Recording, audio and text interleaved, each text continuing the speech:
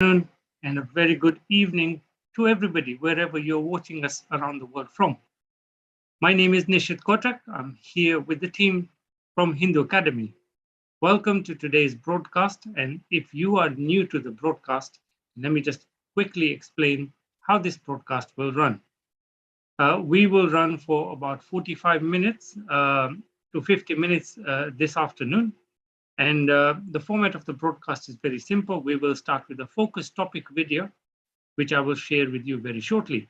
Today, the focus topic video is on Krishna Janmashtami, a much loved festival in the Hindu calendar. Once we've finished with this focus topic, we will then move over to the general Q&A session on Hinduism. Now, how can you participate? You can be watching us on youtube.com/Hindu Academy and join the conversation in the comments area there. We will pick up your questions, your thoughts, your comments, and we'll be answering your questions live on air. You can also do the same on facebook.com/Hindu Academy, and we look forward to interacting with you online very shortly. Now, to get us started, I'm going to share the video for the day, and then I will be opening up the round of questions around the focus topic. Enjoy the video.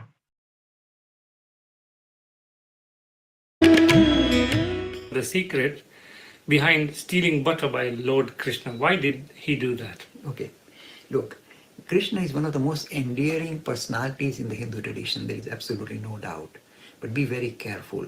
Don't say that Krishna is the only way and he is the most important aspect. If you like Krishna, good for you. But there are other people who may like Shiva, who may like Mother Goddess. So don't get fixated. Don't undermine other approaches in Hinduism. But Krishna has been a very endearing personality. I told you that one of the key features that is presented in Hinduism is the idea of Leela, play.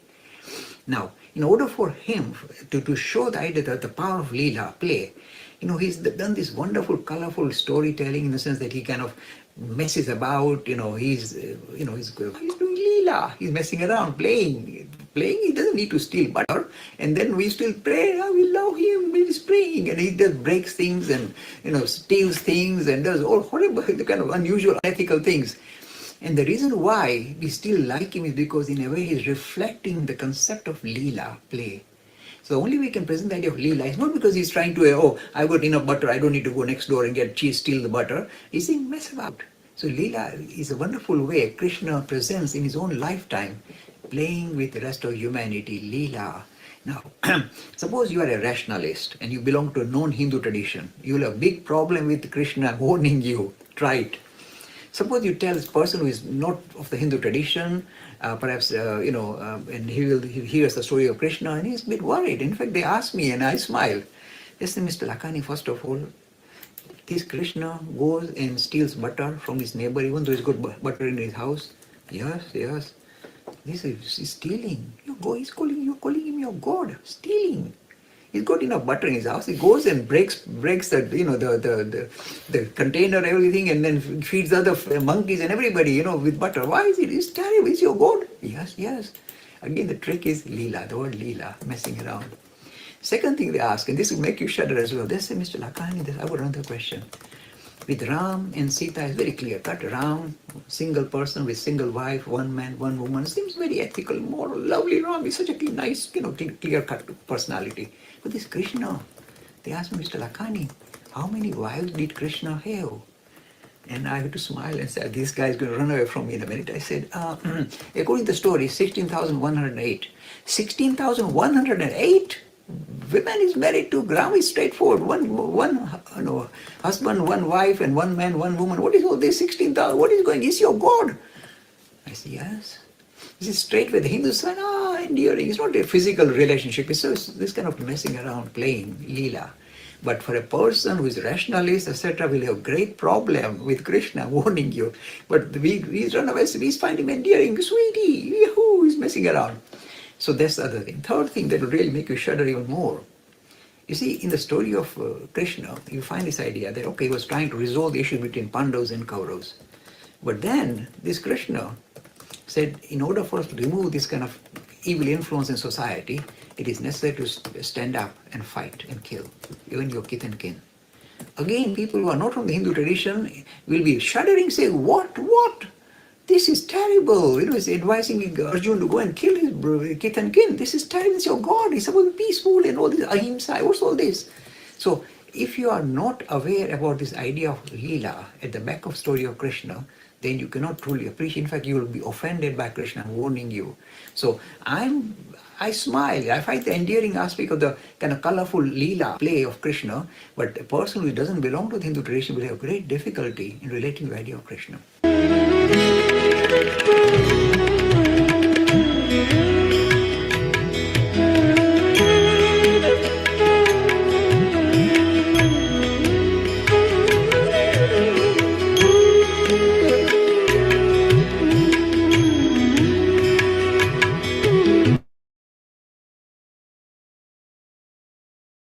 So there you have it. We have a really good focus topic to dig into today. And I'd like to welcome my usual panelists. We've got Manish Bhai and Sita Ben here today. Vijay Bhai is missing in action. He's enjoying a good summer break. Welcome to Sita Ben and Manish Bhai. Quick question, what is Krishna Janmashtami and why do we celebrate this? Yes, I mean, so basically the festival of Janmashtami is celebrating Krishna's birth, and it happens in the month of Shravan, which is what we were talking about last week, because there are a number of different festivals which happen during the month of Shravan. And Krishna is a very, very popular deity with a lot of Hindus. And as Dad touched on in the video, it's probably because he's not such a goody two-shoes in the way that Ram is. He always breaks the rules. He does things which are outside of the sort of normal conventions. And if you think about it, humanity really likes to sort of admire things or people which go out of convention, which break the rules. That's why we love all the sort of superheroes. That's why Marvel is so popular these days. We like things, or we like to see people breaking free of limitations. And that also includes things like social conventions, like as Dad was saying in the video, if you go and explain to an outsider, why do Hindus love Krishna so much? Why is he one of the most popular deities? And if you try and explain it or rationalize it to somebody who is not familiar with Krishna, as Dad was saying in the video, they would think, what the heck is this? This is ridiculous. Why are you deifying somebody who's going around stealing things? Why are you deifying somebody who's got so many wives? It doesn't make any sense. But from the Hindu mindset, it's just sort of showing that actually the whole purpose of Krishna and his story is to say that actually we are living in a world which is full of a great deal of difficulty, a great deal of suffering. And sometimes you need to not just stay sort of within a set regiment of rules. And Krishna came at a time when, everything was quite sort of rigid and regulated, and it kind of stifles the life out of spirituality. And Krishna came along at a time to say, come on, we need to break out of this monotony. We need to break out of these conventions and rules which are binding us and limiting our spirituality. So he said, I'm going to break pots. I'm going to go and steal butter. I'm going to do all of these things, which are incredibly, you see Krishna as a child, and it's incredibly charming. It's incredibly endearing. And that's another very important thing about Krishna, is he really manifests the idea of pluralism, because he says you can think of God in such a variety of different ways. We're so used to dealing with a variety of different kinds of human relationships as a child and a mother, as a friend, as a sweetheart. We have all of these different kinds of human relationships. And the beauty about the personality of Krishna is that he shows us that you can think of God in such a variety of different ways, each of them beautiful in their own way. So that's why you get so many people who think, I love to think of God as a child. I love to think of God as my sweetheart. Or in the case of Arjun, God is my best friend. So you can think of God in such a variety of different ways. And that's what the personality of Krishna really embodies. If you think about it, the world is hard, the world is difficult, and we're all going to have some kind of suffering, and we all have had some kind of suffering at some point in our lives. It's inevitable. So having a light-hearted personality who isn't just sort of drumming out rules that we all have to follow. Having somebody light-hearted to look up to is, it's a beautiful thing. It's a sort of escape from all the sort of conventions that we're used to, the things that bind us down. So this idea of Leela, that's why he's called the Leela Purushottam, the one who sort of breaks the rules, the one who plays for the sake of play. And if you actually look at it, when you look at how a child plays, if you sit there and try and analyze it and ask the child, what was the fun bit out of it? Was it because you put this Lego piece on top of this Lego piece? Was that why it was fun? No, it doesn't work like that. Fun is one of those intangible things that you can't put your finger on, but it's something that's there and it gives so much joy within you. And that's really what Krishna is all about, not about analyzing and being strict and all of that. It's about play for the sake of play. And that's the only way we can get through life. It's a coping mechanism for so many Krishna devotees, is look at the life of Krishna. Everything is just a divine play. And that's some kind of a coping mechanism to suffering, because life is suffering and it doesn't answer the question of suffering. We're not saying that it does, but it's a way that we can cope. Manish Bhai, any thoughts? Wonderfully put, Sitaben. Just want to add some details about Janmashtami coming. It's on 18th August. So Krishna was born at the midnight. So we in India, they would celebrate at midnight, and even UK, everyone celebrate at midnight. So 18 midnight will be the celebration point, and many people will, chant and dance in his names and sing bhajans.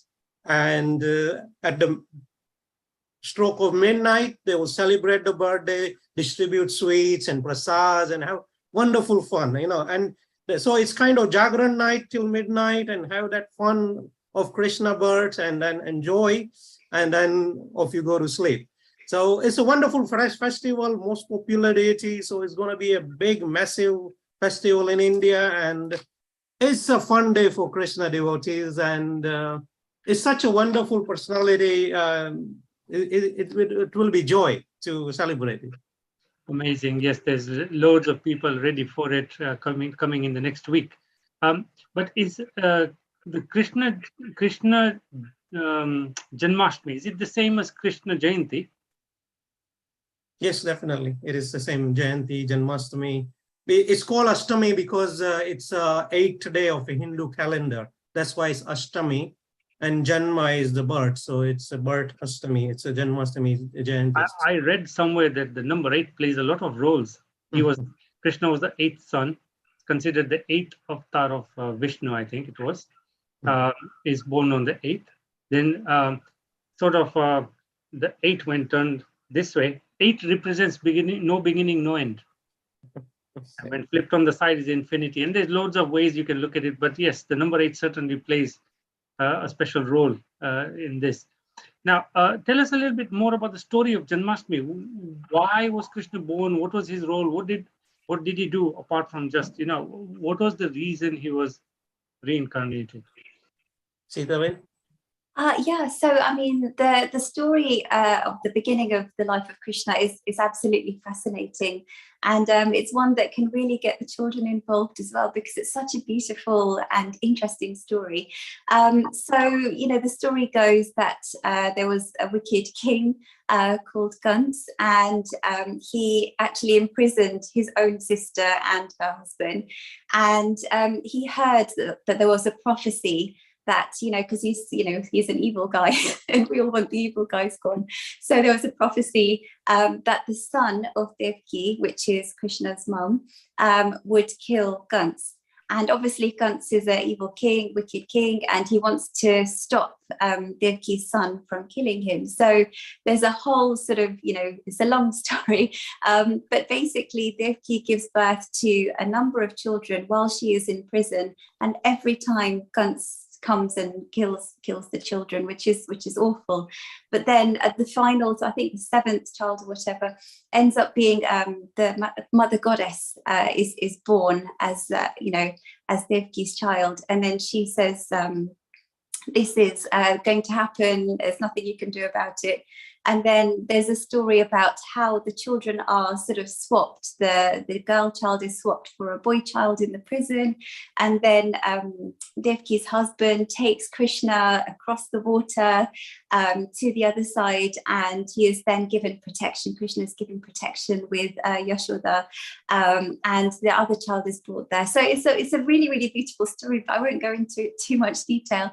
But yeah, it's incredible. It's very divine. It's really beautiful story to listen to, and you even see them on TV. They also have these kinds of series which show the beginning of the life story of Krishna, and it's a really enchanting story, the life that he leads in Gokul and Vrindavan, and then how there are so many ways that Kans tries to kill him, and Krishna is able to defeat him at every turn, and he sends all sorts of demons after him, like there's a wind god, there's a big serpent who's poisoning the water. There are so many lovely stories. There's a Putana who is, trying to breastfeed Krishna, and she, with poisoned milk, and obviously that doesn't work. None of these things work, and you quite enjoy the story of good over evil. But that's the beginning. That's almost like the outer covering of what Krishna is all about. It's not just good over evil. There is so much depth to it, so much spiritual depth to his story.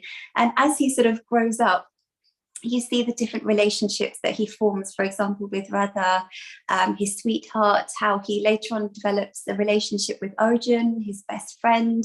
And it's a charming story throughout. He's basically showing how you can lead an incredibly spiritual life in the midst of so much activity, so much apparently worldly things that he's involved in, because he's involved in the court, the king's court, and all of that. So apparently very secular sort of activities, endeavors, but he's showing how you can live spiritually in the midst of all of this sort of so-called secular or materialistic activity. So there's a lot that we can learn from Krishna and his story. Manishbhai? Not much to add. I think you covered that beautifully, Sitaben. Yes, so it's a wonderful story. Krishna comes in, Mahabharata helps, and I think he was the most influential person of his time, and the best gift he gave to mankind is Bhagavad Gita, which is the most popular Hindu book. What more can we add? The story is so full of interesting stuff, and it's wonderful to read, and for a devotee, it's so much fun to read and relate to Krishna in that manner. Fabulous. So here in the UK, where we are in London, we are fortunate. We've got many, many places where we can go and celebrate this event. But generally speaking, how do people celebrate Janmashtami across the world? What do they do? What's the typical sort of way that we celebrate this occasion? So people go to the mandir. They might go very late at night, towards midnight, because Krishna is said to be born around that kind of time. People also, they sing bhajans related to Krishna. They might also do reenactments of the plays of Krishna's life story. And these are all wonderful reminders of Krishna and the beautiful spiritual gift that he's left for humanity.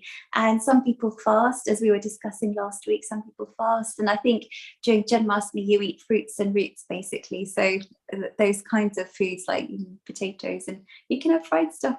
So there's lots of wonderful ways that people like to celebrate, and it's just a way of putting a pause on your everyday life, because life just rushes past. So it's wonderful to have these breaks where we think, now I have to go to the temple today, I have to go to the temple this weekend, I have to fast, I have to listen to the story of Krishna or sing his bhajans. It gives us that pause that is so necessary. Otherwise life just speeds right past us, and we forget all about our spiritual outlook. Manishbhai? Yes, I think you put it very beautifully, Sitaben. Nothing further to add. Nisidbhai, over to you. Yep. So is this the same as the day when they do the Rath Yatra?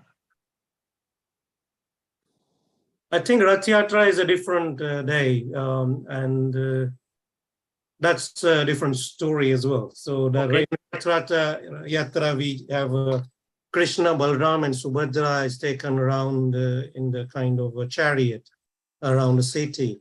So that's a different days and different. What about the breaking of the Dai Handi? That seems to be a very popular part of the festival. Yes, Yes. Dai Handi is such a wonderful thing, you know, especially when you have some apartment buildings about, you can tie the handi quite high, pot with containing yogurt and stuff and or butter.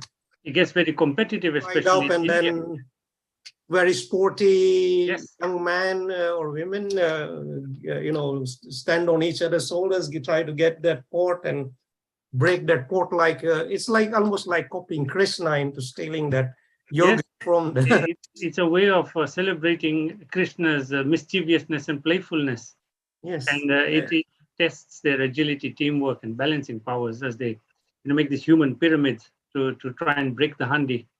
It's certainly predominantly a children's festival, as I say, because Krishna's mischievous sort of exploits as a child were the most popular and beloved times of all stories we hear. Yes. So, just one thing to add, you know, especially in English, there's not many bhajans. But if you look at Indian languages, Bengali, Gujarati, Hindi, there are so many bhajans, so many sweet things that is untranslatable in English. But you people relate it to so much. And it's like if you're that devotional nature, you have so much fun and joy listening to singing these bhajans. And these are not translatable in kind of converted into English, but devotees have wonderful time due to all this, you know, cultural and literature that is there. And it's wonderful to have all that, and that is celebrated as part of this, you know, celebration. I know we also touched upon fasting, but in this festival, I think we have the opposite of fasting. Generally, we've got Chappan Bhog, what they call 56 different types of dishes. And a lot of them are bearing Krishna's exposure to cows and dairy products. A lot of them are from butter or pendas and panjari and kheer and things like that. So it's actually like you can fast, like the fruit and these kind of things.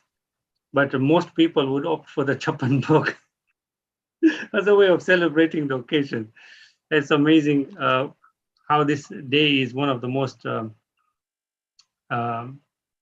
popular ones in the Hindu calendar. Now, last question. Is this really the day that Lord Krishna was born? I mean, to be honest, we have to be completely honest. It's very, very difficult to pinpoint an exact historical date. But this is what the tradition has been for many hundreds of years.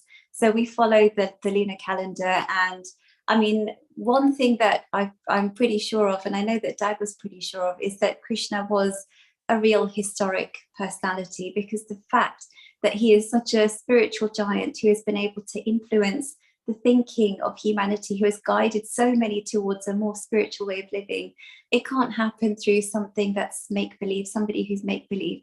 So it's very difficult to pinpoint historically the exact date that he was born, in the same way that I know, for example, Jesus, I don't know if he was necessarily born on the 25th of December, but that's when we tend to celebrate Christmas. So in a similar way, I guess, this festival of Janmashtami, it's very difficult to know exactly, but we know that there was a personality and he was definitely born, and we want to celebrate that joyous occasion. Manishbhai? I think, Sita, when you answered this truth speaker's question, are Rama and Mahabharata symbolic or reality? So we believe there were real person like Krishna and Ram, and these are actually historical accounts, but they do contain, over the time, the stories were added. So there is some very fantastical elements to it. But as Hindus, we do believe they were actual persons, and historical evidence is very hard to find. And although we find Dwarka under near the sea where actual Dwarka is, and there are things like that, but it's all questionable. But as per Jai Bhai and most Hindu experts or most Hindus will say, these are actual real stories, real historical books, basically, that have exaggeration in it. So we can't say this is exactly what's happened and this cannot have happened. We have to take the stories with a pinch of salt, and that's where we are actually. And is it by any more? Fantastic. So it looks like we're sort of wrapping up with this topic for today. Is there anything you want to sort of round out with and end the topic? Then we move on to the general Q&A. Yes, so one thing that is very unique to Hinduism is actually two things. One is this concept of avatar, where we say that the God or Brahman actually takes forms and comes on earth and plays with us. And how it's unfathomable for people of Abrahamic background, that how can God come down to earth and play with us? It's just, what is your take on that, Sitaben? How do you explain that?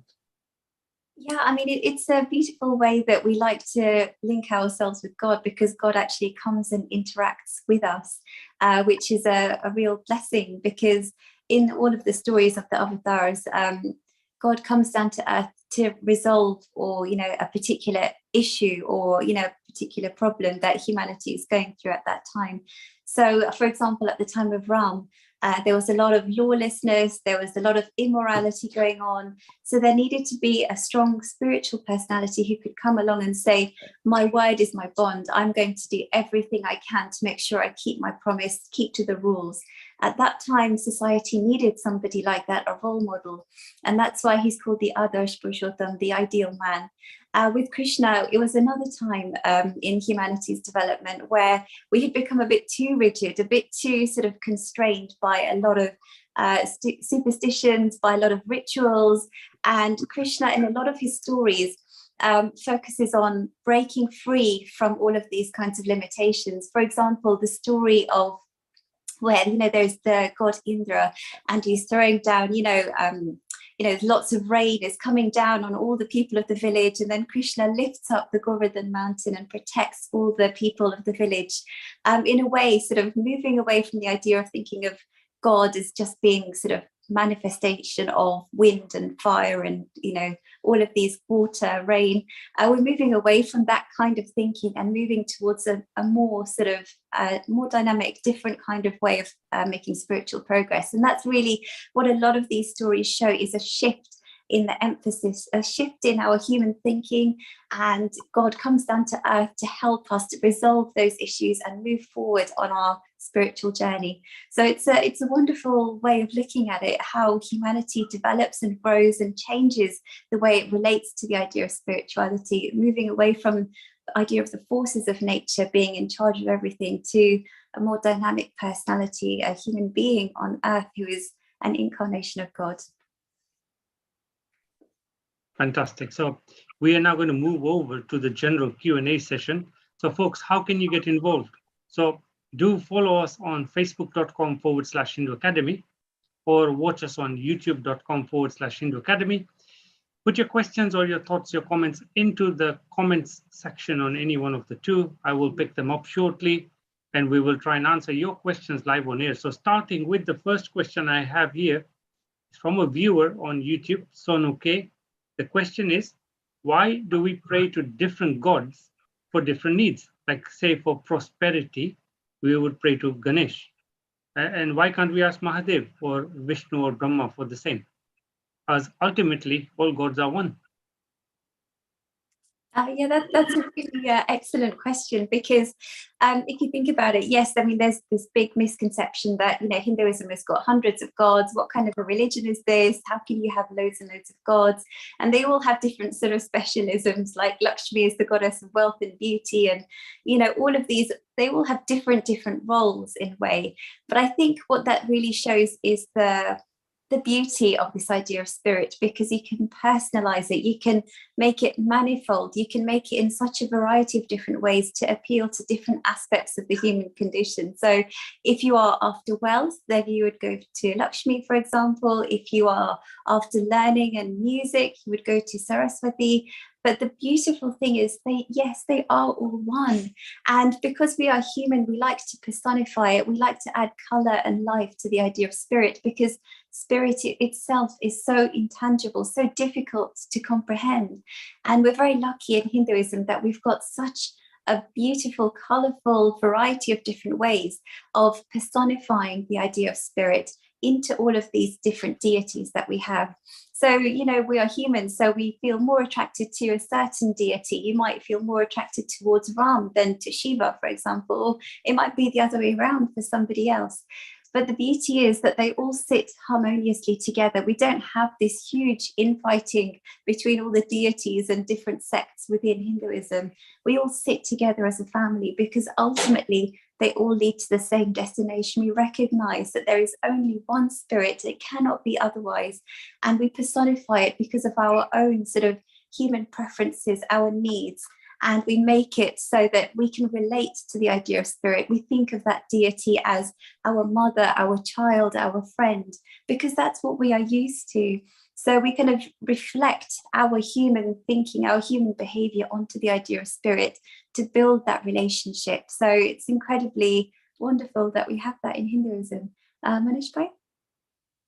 Yeah, that's very wonderfully put. So yes, as Sita Ben said, it allows us, if we have focus on studying, then we would, worship Saraswati. It sort of gives us that freedom to choose a deity that we can focus on a particular juncture of life, and it gives us that freedom as well. And if we have certain goals, then we could focus on that particular deity, and that would help in a way, because all of that deity like Saraswati or Ganesh help you focus on that goal, and that will help you achieve it. So that's that. But you could have your favorite Sri Krishna or Shiva, and you can ask them for the same thing as well, and that's fine as well. It's just pluralism in play. Actual reality, that's how we do it. Fantastic. We had a viewer on YouTube called the Peaceful Hindu, and they had a question for us. They say that the government of India has recently approved a new board called the Bharatiya Shiksha Board. And they are asking if we will be interested in collaborating with them to share their literature for school curriculum that they have developed. Now, I know Jay-Bhai has been working very hard to get Hinduism into the school curriculum here in the UK as well as elsewhere. But I think till now, the Indian government does not allow teaching Hinduism in the schools as such. Whereas here it is, very freely taught and very much appreciated as well. So we certainly welcome any chance to collaborate with any official body. What I would suggest is perhaps share some details of how we can contact them and who is the right person to connect with. We can take it further from there. Sita Ben, what's the right email address that people can use to connect us with the right people at this new board? Yes, no, that sounds really wonderful. So thank you so much for reaching out. So the address is jay at hinduacademy, all one word, .org. jay@hinduacademy.org. And that's being regularly checked. So any kind of contact like that, please contact us on that email address. Fantastic. So I know that would be a really good way of bringing Hinduism to the school curriculum there. And that's something we would really appreciate finding out more about. So the next question is from one of our regular viewers, Rahul. And he's asking that, what is your opinion on the Manusmriti? Jay-Bhai expressed his opinion about the book being outdated in today's time, but he'd like to hear what your opinions are. Manish? Yes, so Jay-Bhai time and again have said Manusmriti is outdated and it's no longer valid. And I agree with his point of view. Also, there are many YouTube videos nowadays which claim this Manusmriti was actually mistranslated, and the actual Manusmriti didn't have these things. Again, it's a questionable, and what is the original Manusmriti and what is the actual translations? It's very big questions out here. But the fact remains that large chunk of populations were poor and they were treated very badly. And that this is a historical fact, and we cannot move away from it. And that's why it is very important to recognize this and to come out of that mindset that Manusmriti presents with the caste system. And as Jay Bhai has said again, their caste system is not in any Hindu books. The original idea was Varnashram Dharma, which was based on ability and skills of people, which in time degenerated to a caste system, which was horrendous. And it's a good thing it's coming out now, and we are glad, and it takes time. It was a very rigid system, and it takes time to move away. But as the economic situation improve and education improve of people, this will be, come out. Sitaben? Yeah, I think the really important thing to remember is that there are two kinds of scriptures within Hinduism. We have the Shruti scriptures, which are considered to be revelations of spiritual experiences. And we have the Smriti scriptures, which are man-made texts. And you can see clearly from the name Manusmriti, it comes under the Smriti category. And these are man-made books. And the wonderful thing is Hinduism is very blunt. It says man-made books have a limited lifespan. They are not considered to be eternal and universal truths about the nature of reality and the spirit. That's in the Shruti scriptures, which is the scriptures of authority, the philosophy of Hinduism. The Manusmriti falls into the second category, the man-made category, which talks about codes of conduct in society. And the Manusmriti relates to a society which is very, very ancient, a very long time ago. And it, unfortunately, like in all societies, there are human failings, and it's nothing to do with the spiritual teachings or the philosophy of Hinduism whatsoever. So it talks about a great deal of inequality. It says inequality between the castes. It talks about inequality between men and women. It talks about a lot of things, if we look at today, would be considered absolutely outrageous. And it's one of those things that you can reserve for the history books in the library, let it gather dust there, but it should no longer have any sort of bearing on society today. So we have to be very careful that we don't give it such a high level of authority. For authority, you go to the wonderful texts of the Vedas, but even better than that, go to modern prophets of Hinduism who are able to express their spiritual experience in English. So what better place to go than that? Fantastic. There are plenty of questions. Viewers, please keep them coming to us. We still have enough time today to go through a number of questions. The next question is also again from Rahul. And this is, could you elaborate why Arjun is so dear to Krishna?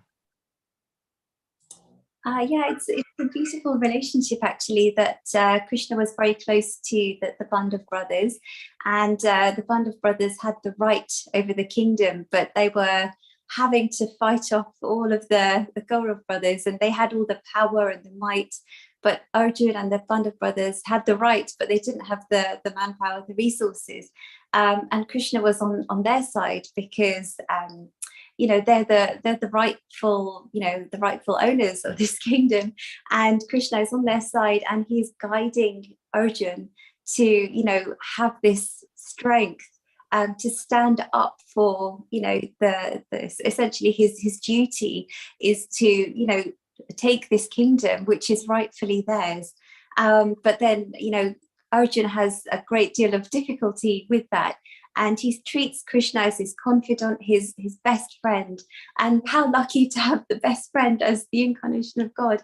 And Krishna was there to guide him, to say, don't sort of fall behind the facade of saying, I can't kill my family and my kith and kin, because actually you're just using that as an escape mechanism. Really, this is your duty to stand up to injustice. And remember, he uses the Bhagavad Gita in such a beautiful way because it talks about the eternal nature of the soul and saying that, this is not really the case. These people are not going to suddenly poof disappear. The soul and the spirit continues to live. So it's a wonderful display of their friendship through the dialogue that they have through the story of the Bhagavad Gita. And actually, it's very possible, Dad touched on it before, that in that particular scene, in that particular historical moment, we don't know if there was this huge dialogue which occurred, the Bhagavad Gita occurred during this particular time.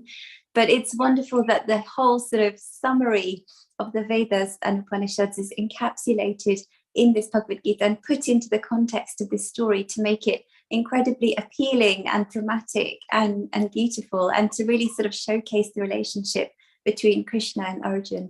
And he really sort of shows the struggles that all of us face. We all struggle to, do our duty. We think that we shouldn't do this, and you don't have the strength or the courage to do it.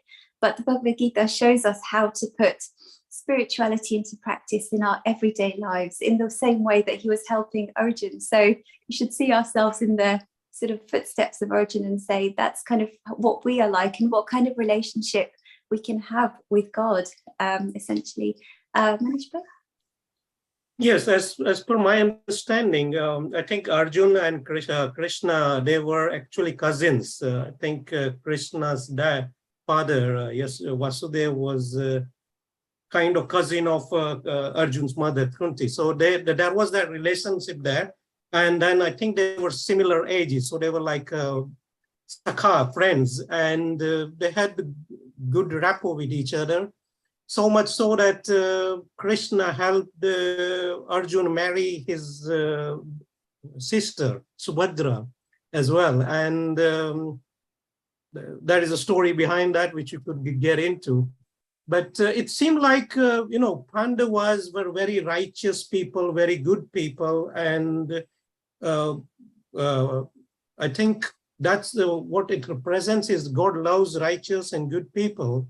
And if you are on that path of Satya and Dharma, then in a way, God is near to you and he will be your friend and guide. If I think that's the gist we take from it, that if we are on that path and if we are good and following Dharma, then God will certainly help us.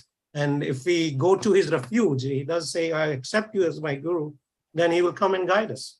So a wonderful story and such an endearing story. And we have this Bhagavad Gita, beautiful scripture to thank for Krishna.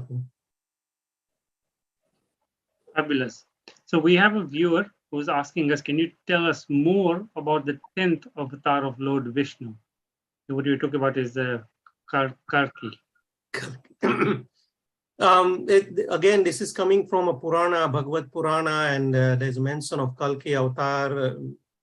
We have to take it with a pinch of salt, and Purana is, as Jai Bhai said, could be a mythological story. So whether this will happen or not is a big question. When will it come? And as per Bhagavad Purana, the years to come, there is a big numbers. So let's not get into all that. And when he will come and what will happen, if it happens, it happens. But we can't be certain of it. We have to take it as a mythological story, and we can't rely on that happening. I did ask, Jai Bhai a question. How and when do avatars come, and why do they come? And this question, Jai Bhai said, is unanswerable. When and how an avatar will come and help us, no one knows. It's unanswerable. So there we are. Sitaben? Yeah, I think as Manish Bhai covered it really beautifully, is this idea that actually, it is part of mythology. We are sort of in expectation of this avatar, but we have to remember that sort of the more sort of modern way of looking at Hinduism and the idea of spirituality is that essentially we're not looking up to a god in the sky to protect us and save us anymore. We are preferring to think of God as being the spirit percolating through everything and everyone around us. And if you really want to take a modern take, then essentially all of us are avatars. All of us are incarnations of God and Spirit. So we should feel empowered within ourselves to sort of deal with our human condition rather than looking up to or expecting a God in the sky to save us. Fantastic. Now we're almost 45 minutes into the broadcast. I just want to give a quick shout out to some of the viewers who've been joining in the conversation. We've had over 100 chat messages already. Everything is really busy online, and they are truly in a naughty mood today. Krishna is having a strong influence on the conversation here today.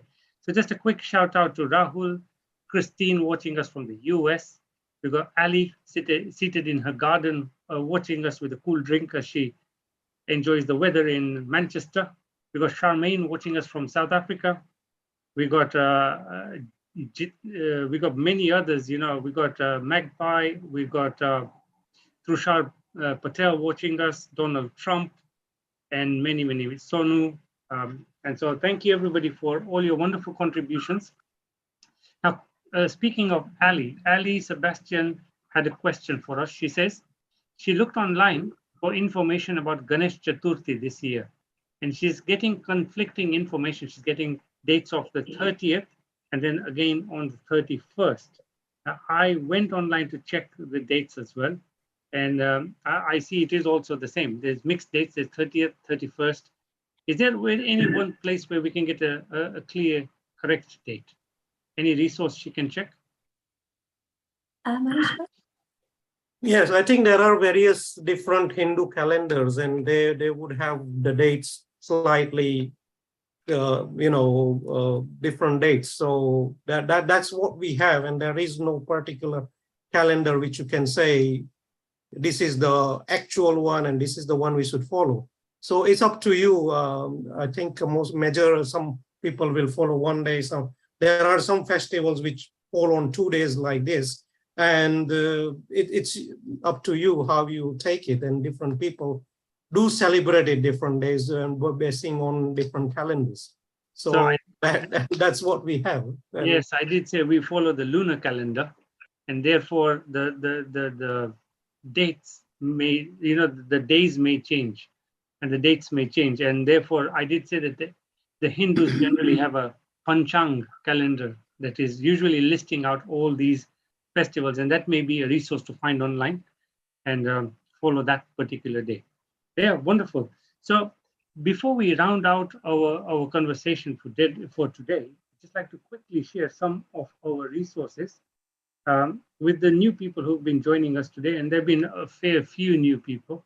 So if you are on Facebook, please feel free to follow us on Hindu Academy. We have loads of videos coming on here. You can see that's the live video. Manishbhai in the battleground, it looks like. And we've got the Twitter account where we've got now close to 42,000 followers. You can also follow us on our website to get all the resources on joining the e-learning course, downloading the books on Hinduism, and just getting up to speed with what we're doing at Hindu Academy. And finally, we've got our e-learning basics of Hinduism course, which is a great resource if you're just exploring Hinduism and you'd like to know more about it. So, Manishbhai, Sitaben, do you have any sort of final questions that you'd like to, some information that you'd like to share with the viewers about today's topics that you've heard that maybe I've not asked a question, but it's come to your mind? Manishbhai? No, I think we covered most of it. Yes, it's wonderful. Sri Krishna, I just want to add, Sri Krishna actually ran away from when fighting with Jarasandha. He ran away and was called a Ranchodrai, the one who ran away from the battle as well. And there are different names, and there's this Senataji, and different people have given him different names, and there's wonderful stories behind it. So there's so much to the story of Krishna, and I don't think we can cover a lot of it in this short hour that we have. Do you see, Tavin? Yeah, I mean, the story of Krishna is incredibly beautiful. It shows us pluralism. It shows us how to see the world as God's play. So there's so much that we can learn from Krishna, how to bring spirituality into our daily lives in the midst of so much so-called material activity. We're able to still keep our heart on spirituality, and that's what keeps us grounded, and make sure that we don't go through so much suffering in the way that people who don't have that spiritual handle can't really manage without. So we're very lucky that we have somebody like that who can show us the way. Amazing. So I think that brings us almost time to a close. We'll have a quick session today. And what I'd like to do is bring upon the screen a quote from Swami Vivekananda. And this is a quote that I really enjoy, because a lot of people miss out on this.